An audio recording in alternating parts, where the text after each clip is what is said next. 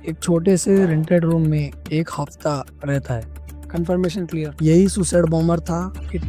19 अक्टूबर को ये पोस्टर्स लगाए गए। अल फलाह यूनिवर्सिटी कैंपस एंटर होता है। 6:50 PM ब्लास्ट लोकेशन पर कार पहुंचती है।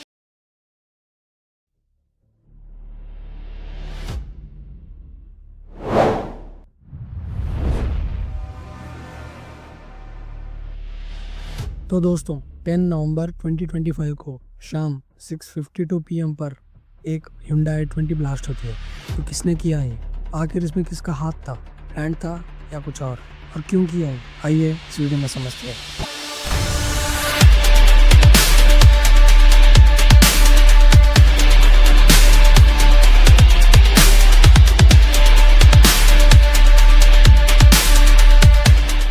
वीडियो में आगे बढ़ने से पहले ताकि आपको पूरा इंसिडेंट समझने में आसानी हो, मैं पहले ही ये सबके नाम बता देता हूँ ताकि आप हर कनेक्शन और हर ट्विस्ट को क्लियरली फॉलो कर पाए। डॉक्टर उमर उन नबी, यही सुसाइड बॉम्बर था। कैसे पता चला वो भी आगे बताऊंगा। NEET PG topper, Al Falah university का असिस्टेंट प्रोफेसर। फिर doctor Muzammil Ganai, doctor Adil Ahmad Rather, doctor Shaheen Shahid, doctor Sajjad, doctor Farooq, Arif, Irfan Ahmad Wagay और कई और। इन नामों को याद रख लेना। एक और बात, मैं जो भी कह रहा हूँ मैं अपनी तरफ से या कुछ नहीं जोड़ रहा हूँ। सारे सोर्सेस के लिंक डिस्क्रिप्शन में होंगे, वहाँ से वेरीफाई कर लेना। तो चलिए शुरू करते हैं। CCTV फुटेजेस के हिसाब से 29 अक्टूबर को उमर एक वाइट i20 में अल फलाह यूनिवर्सिटी कैंपस एंटर होता है। 6:36 PM पार्किंग लॉट में कार पार्क करता है। 8:18 PM कार हॉस्टल ब्लॉक के पास दिखाई देती है। अगली सुबह 30 अक्टूबर कार कैंपस से बाहर चली जाती है।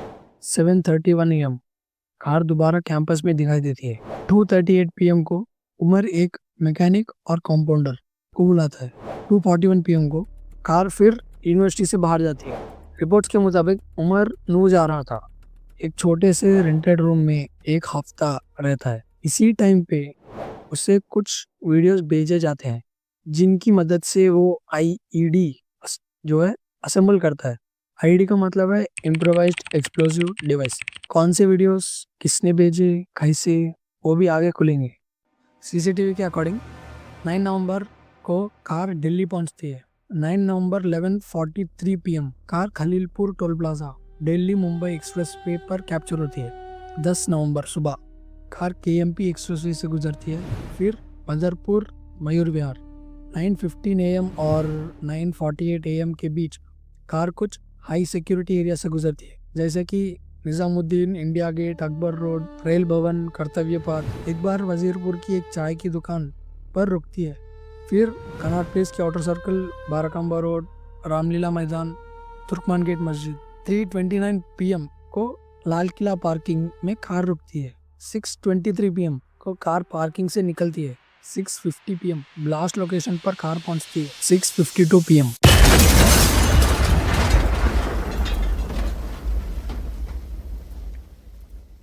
ब्लास्ट के बाद पुलिस को बॉडी आइडेंटिफाई करनी नहीं थी, उन्हें कंफर्म करना था क्या ये उमर ही था। DNA टेस्ट हुआ, उमर के फैमिली मेंबर से मैच हुआ। कंफर्मेशन क्लियर, ब्लास्ट उमर ने ही किया था। 12 लोगों की जानें गई, कई लोग सीवियरली इंजर्ड। उमर ने ब्लास्ट से 11 दिन पहले ही एक वाइट i20 खरीदी थी। 9 नवंबर से वो मिसिंग था। फरीदाबाद के एक वेयरहाउस से 2900 kgs अमोनियम नाइट्रेट कस्टडी में लिया गया। उसने फोन स्विच ऑफ कर दिया था। 30 अक्टूबर के बाद यूनिवर्सिटी के काम में भी नहीं दिख रहा था। श्रीनगर में एक और चैप्टर चल रहा था। डॉक्टर मुजम्मिल गनाई ने मौलवी इरफान अहमद वगाई को कन्विंस किया था कि नौगाम बनपुरा में पोस्टर्स लगाए जाएं। पहले इरफान मना कर रहा था, फिर मान गया।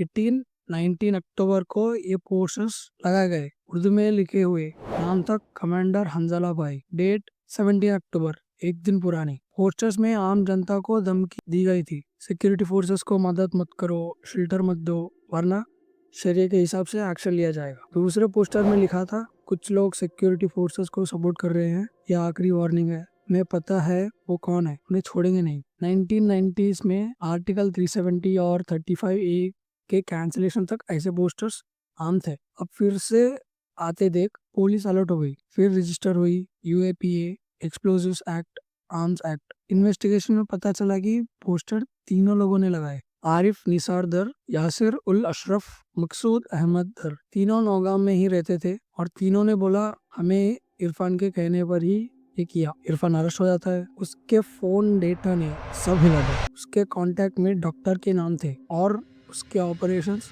कश्मीर तक सीमित नहीं थे, पूरे इंडिया में लिंक्स, पाकिस्तान और अफगानिस्तान के जैश हैंडलर से भी direct connection. Irfan encrypted apps में जैश ऑपरेटर उमर बिन कत्तब से डायरेक्ट टच में था। इंटरोगेशन में एक और नाम सामने आया, जमीर अहमद अहंगर, गंदरबल बांकुरा से अरेस्ट हो जाता है। कंबाइंड इंटरोगेशन से डॉक्टर्स का नेटवर्क सामने आता है। ब्लास्ट से पहले ही जम्मू कश्मीर पुलिस फरीदाबाद और सहारनपुर पहुंचती है। अल्फाला यूनिवर्सिटी से डॉक्टर मुजामिल गनाई अरेस्ट हो जाता है। ये वही गनाई है जिसने इरफान को पोस्टर लगाने का कहा था। गनाई और इरफान पहली बार 2021 में श्रीनगर के सौरिया हॉस्पिटल में मिले थे। गनाई के इंटरोगेशन से नवंबर 6 को डॉक्टर आदिल का लोकेशन पता चला और अरेस्ट किया गया। आदिल ने एमबीबीएस श्रीनगर से की और कुछ दिन पहले ही अनंतनाग गवर्नमेंट मेडिकल कॉलेज में सीनियर रेजिडेंट बना था। गनाई और आदिल की कंबाइंड इंटरोगेशन से मल्टीपल हाइडआउट्स पर रेड्स होते हैं और यहाँ एक हॉरिफाइंग डिटेल मिलती है। 3 फॉरेन हैंडलर्स इस ऑपरेशन का बैकबोन थे। एक हैंडलर ने गनाई को 42 बॉम्ब वीडियो भेजे थे। उमर ने बॉम्ब वही देखकर बनाया। हैंडलर्स के कोड नेम्स थे हंजुला, विसर, उकासा। मोहम्मद शाहिल फैजल एक हैंडलर को कर्नल लैपटॉप भाई के नाम से बुलाता था। गनाई और उमर कुछ टेलीग्राम ग्रुप्स में थे जहां हैंडलर ने इंडिया के डिफरेंट लोकेशंस असाइन किए थे। इनका प्लान दिवाली पर एक कोऑर्डिनेटेड मल्टी सिटी अटैक करने का था, लेकिन फेल हो गया। पर प्लान जो है हॉरिफाइंग था। 32 पुरानी व्हीकल्स में ब्लास्ट करने का था। अल्फाला के डॉक्टर्स एक स्विस बेस्ड एनक्रिप्टेड ऐप त्रीमा पर कॉन्स्टेंट टच में थे। इनके बीच शाहीन साइद, लखनऊ वाली डॉक्टर भी लिंक्ड थी। ये वुमेन टेरर विंग बनाने में इन्वॉल्व थी। जमात उल मोमिनात ये अल्फाला में भी काम कर चुकी। शाहीन ने 5 डॉक्टर का एक टीम बनाया था।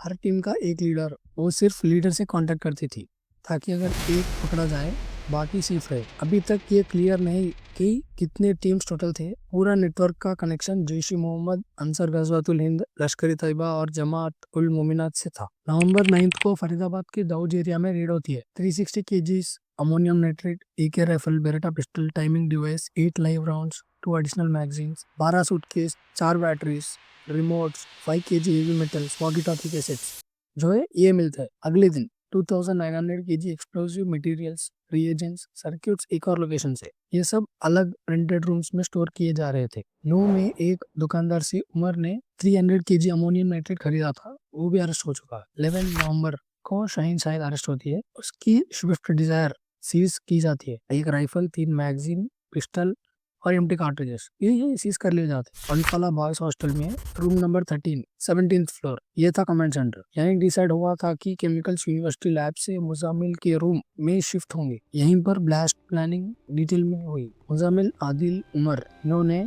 20 लाख कैश रेज किया। ये पैसा उमर के पास रहे। इसी से 3 लाख के फर्टिलाइजर NPK यानी नाइट्रोजन, फास्फोरस, पोटेशियम खरीदे गए और उमर ने सिग्नल ऐप पर एक ग्रुप बनाया जिसमें आदिल और मुजामिल भी थे। यही फाइनल एग्जीक्यूशन प्लान शेयर होते हैं क्योंकि सब एक एक करके पकड़े जा रहे थे। उमर ने घबराहट में जल्दीबाजी दिखाई और नवंबर 10 को ब्लास्ट कर दिया था।